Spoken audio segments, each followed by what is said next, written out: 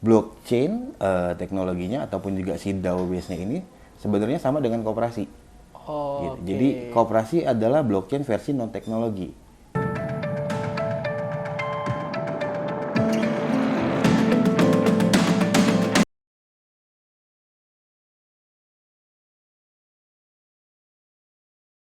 Hai Climate Guardian, selamat datang di The Conversation bersama saya Samuel. Hari ini kita ijo-ijo banget nih karena nama bintang tamu kita juga Green Man Ron, edukator dari Block Dev ID. Halo Mas Ron, apa kabar? Halo, Mas Sam, Boleh dong baik. diintroduce sedikit nih, siapa sih Mas Ron itu? Oke, so nickname-nya Green Man Ron. Kenapa Green? Basicnya sebenarnya lebih suka dengan nature aja sih, gitu. Jadi gue sebagai edukator koordinator di Block Dev ID. Basicnya sukanya kalau ngomongin flashback ke belakang, awalnya sukanya dari teknologinya dulu, gitu. Lalu 2 tahun ke belakang baru kecemplung into blockchain area. Dan di Block Dev ID, gue mostly mengedukasi atau ngajarin teman-teman yang mau belajar bareng tentang basic dasar fundamental apa itu blockchain. Gitu, Mas. Oke, nih aku kan lihat Mas Ron ini cukup aktif ya di komunitas ya. Aku mau nanya, gimana sih peran dan manfaat bergabung dengan komunitas blockchain bagi generasi muda nih yang tertarik dalam teknologi ini nih? Nah, oke, kalau peran manfaatnya ya, basicnya sebenarnya aku pasti balikin dulu nih dari kemauan, gitu. Yang namanya teknologi pasti kan dia berkembang pesat, gitu ya. Akan maju terus sama dengan halnya dulu mungkin internet bubble gitu ya. Di tahun-tahun 2000-an awal, di mana orang masih ngerasa, oke, gue belum butuh nih, gue nggak mau. Nah, blockchain pun juga jatuhnya sebenarnya sama di sana. Jadi manfaatnya that will be great kalau kalian memang bisa mengetahui apa itu blockchain dengan teknologinya sendiri seperti apa di dalam fase yang awal ini gitu, biar kita nggak ketinggalan gitu ya. Gitu. Oke, gimana sih peran komunitas blockchain ini bisa jadi wadah untuk orang-orang itu bisa belajar, berbagi pengetahuan, kolaborasi, sama mengembangkan proyek-proyek yang udah ada? Oke, biasanya di dalam komunitas itu mostly terjadi banyaknya interaksi ya. Ya. Ya jadi kalau misalkan Osam nih masuk ke komunitas A gitu, nah mostly pasti mereka yang akan membahas itu tentang A gitu. Lalu ada komunitas B yang dibahas tentang B. Nah di situ interaksinya mereka saling tanya, saling share info-info update gitu yang terjadi di dalam komunitas tersebut. Nah komunitas ini sendiri pun juga macam-macam gitu. Kalau aku mau contohin berarti kalau komunitas Block Dev sendiri kita yang memang ngebahasnya itu basic dan fundamental dasarnya dari si blockchain atau lebih ke teknologinya. Oke. Karena kita mengerucutkan untuk jadi menciptakan developer-developer blockchain baru. Oke. Gitu. Mas Ron ini kan dari Block Dev ID ya. Yes. Ada nggak sih nilai-nilai dan budaya yang coba dibangun nih di komunitas blockchainnya Mas Ron? Dan gimana hal itu bisa menginspirasi dan memotivasi anak muda tuh buat suka sama blockchain? Oke, kalau dari visi misi tujuannya Block Dev sendiri gitu ya, kita memang mengharapkan ada lahirnya developer-developer khususnya blockchain itu yang baru dan khususnya memang anak muda gitu. Kalau aku flashback ke belakang, kemarin kita baru selesai bikin hackathon namanya Web3 Weekend. Kebenaran itu juara keduanya, CTO-nya itu baru berumur 18 tahun. Oh, Jadi memang apa ya, suatu semangat yang kita cari dari anak muda gitu loh. Kita kasih tahu, kita ngobrol bareng, belajar bareng dengan tujuannya ya kalian bisa sukses di usia yang muda gitu. Kalian bisa mengerti tentang blockchain di mana teknologinya ini berkembang pesat tapi persennya gitu ya, khususnya developer itu masih sedikit gitu. Jadi early adopter tuh memang bener-bener kayak ya udah itu peluang gitu loh. oke, menarik. Jadi fokus ke anak muda juga ya, Mas Ron Betul. ya. Oke, aku mau nanya nih, gimana sih kalau misalkan tadi kan udah fokus ke anak muda, nah anak mudanya tuh bisa berkontribusi apa dan gimana sih anak muda itu bisa ciptain lingkungan yang inklusif buat dukung dunia blockchain? Ya, oke, startnya paling awalnya dari balik lagi ya kemauan gitu ya. Kalau memang mereka punya kemauan, mereka punya keinginan untuk belajar, dari situ yang kita harapkan mereka bisa menciptakan proyek-proyek yang memang berdampak pun juga nanti akan ada baliknya ke sosial, Ya. gitu. Makanya kalau dari semangatnya blockchain ini sendiri, desentralisasi, kebersamaan, lalu ada DAO setupnya gitu kan, kayak Block Dev sendiri pun kita base-nya memang DAO lokal DAO pertama pun juga ya di Indonesia untuk si Block Dev ini. Kita setup di DAO itu dengan harapan si anak muda ini bisa memberikan apa ya inovasi-inovasi baru gitu, proyek-proyek baru. Jadi nggak cuma sekedar proyek-proyek yang udah ada belakangan ini kayak cuma token tapi real things-nya nih belum bisa dirasakan gitu. Yang kita harapkan Di Blockdev kita bisa belajar bareng, kita bisa ngasih tahu lebih jauh gitu fungsinya blockchain bisa digunakan kemana. Lalu nanti datanglah terciptanya project-project yang memang benar-benar berimpak ke manusia gitu secara langsung. Oke, tadi Mas Ron kan sempat mention tentang DAO ya. Yes. Boleh dong di-share sedikit DAO itu apa sih? Mungkin penonton di sini belum ada oke. yang mungkin belum tahu, belum kenal apa sih itu DAO dan Yes. kenapa sih harus ada DAO gitu. Jadi kalau DAO sendiri itu sebenarnya esensi dasar dari blockchain ya kalau aku mentionnya. Artinya sendiri singkatannya Decentralized Autonomous Organization.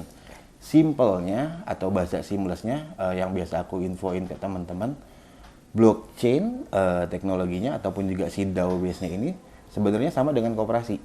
Oh, Gitu. Jadi koperasi adalah blockchain versi non teknologi, di mana semuanya musyawarah untuk mufakat, semuanya ngobrol bareng, ngevote, kita berembuk menciptakan sesuatu gitu. Nah kalau blockchain ini versi teknologinya. Perbedaannya di mana? Perbedaannya kalau koperasi ini masih bisa disuap nih, gitu, masih bisa disogok. Namanya juga manusia. Iya, betul. Tapi ketika teknologi yang dimana ketika kita membuat something di blockchain itu smart contract yang sekali dibuat nggak bisa dirubah-rubah, disitulah trustnya gitu. Jadi votingnya pun ya udah nggak ada yang bisa disogok gitu. Karena ya udah by teknologi, udah bukan by manusia. Oke, jadi ini gampangnya itu koperasi cuma versi teknologi dan nggak bisa disuap karena by system gitu ya. Yes, simpelnya itu. Kalau aku biasa ngasih tahu. Oke, Mas, kira-kira ada nggak sih project atau inisiatif yang dapat generasi muda itu mulai gitu dari blockchain sendiri, komunitas blockchain? Project yang bisa dimulai banyak sih sebenarnya. Cuman kalau aku teman-teman nanya gitu ya, kalau kita mau masuk ke blockchain, kita bikin apa sih kayak gitu? Ya. Aku pasti balikin dulu sih needs-nya di mana gitu. Si company ini atau si sebuah project ini sudah membutuhkan teknologi blockchain belum? Gitu. Kalau memang belum, ya jangan, nggak perlu. Karena nantinya jadinya cuma buzzword doang. Ya udah project yang ada-adaan gitu loh, dengan ala-ala. Oh ya udah gue di Web3 nih, gue di blockchain. Jadinya kan ya udah nggak terjadi gitu loh. Nggak bisa di-deliver roadmap-nya. Jadi yang benar-benar bisa masuk dari needs-nya dulu nih gitu. Kita mau menciptakan apa? Lalu yang mau kita ciptakan ini bisa didukung nggak sama teknologi blockchain? Gitu. Kalau aku ambil contoh lagi, pemenang pertama kemarin di Web3 Weekend itu adalah namanya Waste Chain. Jadi dia pengolahan limbah. Oke. Nah, teknologi yang digunakan pun nggak sepenuhnya, nggak semuanya gitu. Jadi dari si project-nya dia atau company-nya dia ketika pengolahan limbah, mereka menggunakan teknologi blockchain-nya hanya sebagai pencatatan. Jadi transaksi flow, jalannya semuanya masih konvensional, gitu. Karena kebutuhannya masih di situ dulu. Karena si usernya masih belum bisa mengadaptasi dengan mudah apa itu blockchain. Gitu. Mungkin ya next 2-3 tahun sampai 5 tahun ke depan ketika sudah mass adoption, baru bisa semua sistemnya digeser menggunakan blockchain. Oke, ini menarik nih. Blockchain ini kan masih benar-benar baru banget ya, Yes. Mas Ron ya. Gimana sih komunitas itu bisa nggak bantu kita buat cari pekerjaan atau berkarir di dunia blockchain itu bisa nggak kira-kira dan gimana caranya? Bisa banget. Teman-teman bisa mampir ke Telegram blognya Blockdev ID gitu. Karena memang memang kita ngebuat Blockdev ini buat wadah atau tempat buat teman-teman pun juga dapetin pekerjaan gitu. Karena kita kan memang sebuah non-profit company dan purpose-nya kita memang balik lagi ditujukan menciptakan developer baru. Tapi nggak mesti developer, teman-teman pun asin misalkan sosial media gitu kan, lalu product manager in dalam blockchain, kalau mau ngobrol di sana, mau nyari kerjaan, bisa masuk ke sana sih gitu. Jadi kita juga ada nge-share info karena di needs di grup sana mostly yang diobrolin memang lebih ke teknologinya gitu. Dan dari teman-teman di sana pun juga kadang nanti ada yang share, gue lagi butuh developer nih, gue lagi butuh tim ini.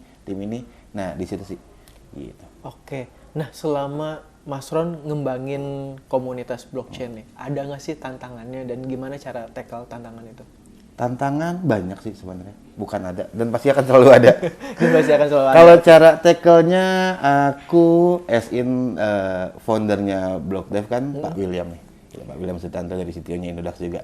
Pertama kali aku masuk jump in ke sana pun juga sama beliau, aku bisa dibilang brainstorm gitu ya, kita setup tentang visi misinya. Dan di situ pun aku agak ngomong atau kepikiran, sebenarnya challenge-nya kita ini tantangannya bukan dari orang-orang Web2 ya gitu, yang mau masuk ke Web3, justru orang-orang yang sudah lama ada di Web3 gitu. Karena selama ini stigma negatifnya tentang blockchain itu masih sekedar cryptocurrency Gitu. Dimana orang-orang mikirnya ketika kita ngomongin blockchain, oh kripto, oh trading, oh investasi, oh nanti gue scam gitu. Padahal nggak seperti itu.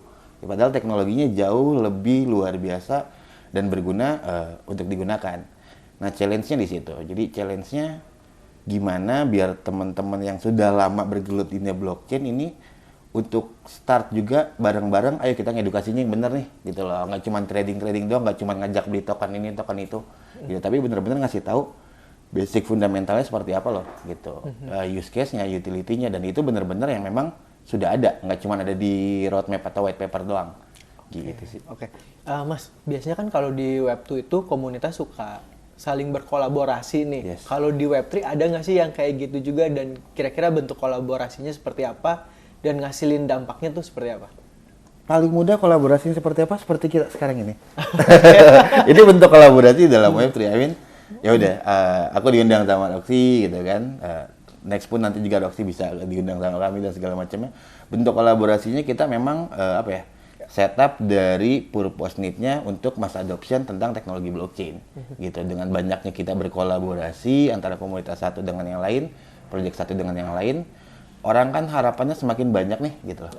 Semakin dapat infonya apa itu blockchain, dapat infonya tentang si teknologi ini sendiri. Balik lagi ya purpose-nya memang ke sana. Ya lalu dibutuhkan peran pemerintah, aku pribadi sih sebenarnya butuh gitu ya. Tapi selama pemerintah belum bisa membantu banyak, ya well at least kalau kata teman dari Blockdev juga gitu ya, Mas Yan namanya.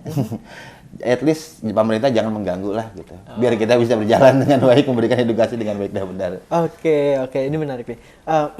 Mas Ron, mungkin ini pertanyaan terakhir nih. Oke. Ada nggak sih kayak mentorship atau pendampingan di komunitas blockchain, dan kalau ada itu sangat berpengaruh nggak bagi generasi muda itu bisa tertarik atau berkarir di dunia blockchain?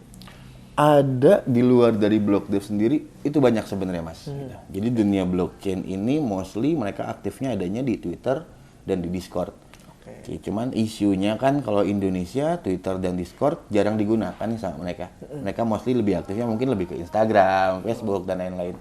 Mungkin teman-teman bisa jump in ke Twitter, ke Discord untuk find out workshop gitu, bootcamp dan lain-lain. Itu pasti banyak. Dan dari Blockdev sendiri pun kita juga memang suka bikin seperti itu sih. Kita bikin workshop, kita bikin bootcamp, bahkan hackathon kayak gitu. Insya Allah di September ini akan lebih banyak lagi juga bootcamp atau workshop yang teman-teman bisa ikutin. Dari situ bisa dapat ilmunya, lalu ya kesempatan untuk berkarirnya pun akan lebih banyak sih. Gitu. Once kalian sudah mengerti dasarnya. Oke, jadi sebenarnya banyak tapi di platform-platform atau sosial media yang sebenarnya nggak umum ya orang Indonesia pakai ya, kayak Discord atau Twitter. Yes. Gitu. Oke, dan mungkin closing statement dong nih dari Mas Ron nih buat teman-teman yang mungkin mau join ke komunitas blockchain atau baru tertarik mau masuk ke dunia blockchain, ada nggak? Oke, kalau dari aku mau ngajak berarti buat teman-teman yang memang mau belajar gitu ya, apa itu tentang blockchain, basic dasar fundamentalnya, kita bisa belajar bareng, bisa join ke Telegram grupnya Blockdev, atau juga bisa mampir ke websitenya blockdev.id. Di situ udah dibuka, ada knowledge base sekitar 20-30 bacaan, bener-bener dasar sebelum kalian masuk ke dalam blockchain. Jadi kalian bisa tahu basicnya kayak blockchain itu apa sih, lalu perkembangannya, apa aja yang ada di dalam blockchain, dan lain-lain sebagainya. Jadi kita bisa belajar bareng di komunitasnya Blockdev ID sendiri. Gitu. Oke, nanti mungkin linknya juga bakal aku cantumin di kolom deskripsi ya, biar lebih mudah. Oke. Sekian dulu Climate Guardian, sampai ketemu nanti lagi dan bye-bye. See you.